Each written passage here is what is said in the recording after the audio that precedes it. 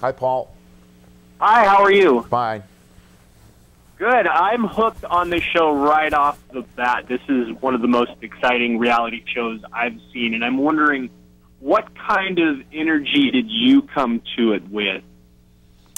Excitement. My energy was really intrigued and excited once I heard what the concept was and who the producers behind the show was, and obviously who was airing it in TNT. All of it together just sounded awesome.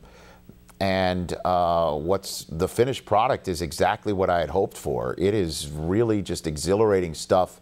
The teams that go through it are exhausted by the end and relieved that it's over. It's a grueling experience. We just shot an episode in the swamps of Louisiana. My first question of a winning team was, what was it like to go through that? And their answer was, it was like hell. And dare I say that was an entertaining answer, and also entertaining to watch them go through it, man. And the producers of this show have some deep-seated issues that they're working out on these contestants, and it's going to be really entertaining for people to watch it. Well, what, for you, sitting and watching some of the stuff these guys are going through, scared you the most, where you thought, oh my God, this person may make it out alive? You know what? There are some times where I was definitely concerned, but it's never really getting to the point where I think that they're, it's nearing death or anything like that. We have these producers, again, take very good care to make sure that the competition is run in a straight and narrow type way, but also safe. I mean, there's always people around, like for instance in the Bayou, there were snake wranglers, there were poison control people, there were people everywhere with each team. We went through a boneyard, which is the Air Force Boneyard in Tucson.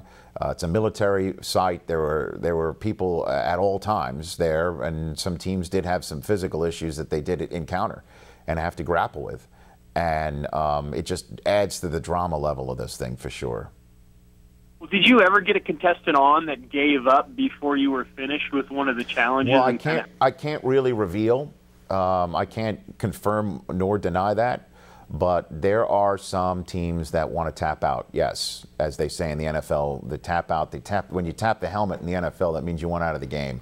And there was a lot of helmet tapping. The question is, did they actually go through with it? And that's going to be a lot of the excitement of those shows when they air.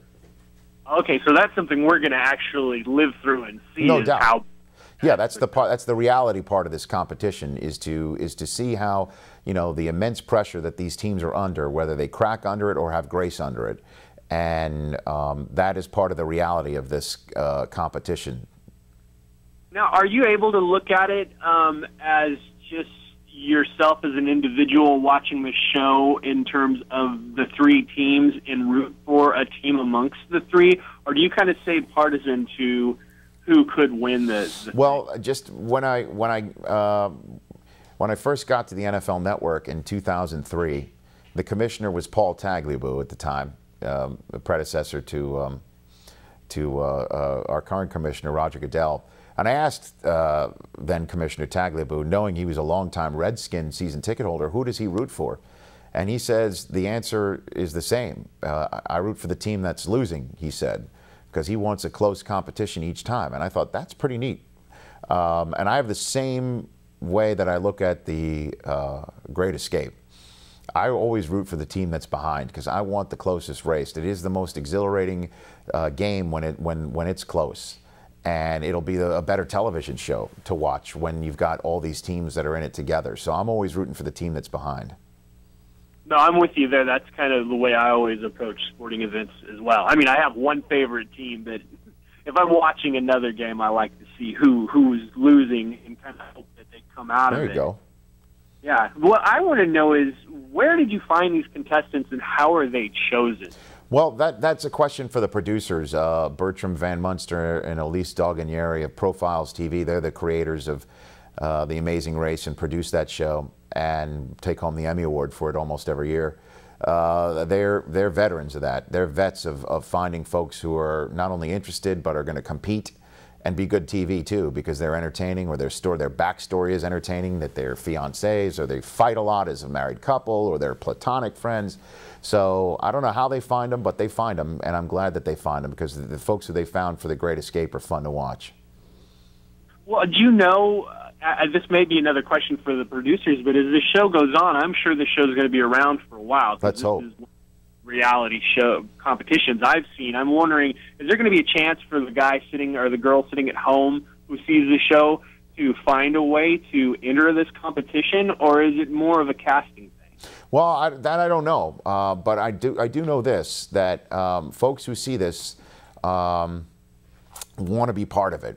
We had a couple of weeks ago a bunch of DJs from around the country came to our set at a power plant. One week, folks are going to have to escape a power plant here in Southern California. And there's some really crazy places inside a power plant to have to be strapped to, or get through, or fight through, or break out of.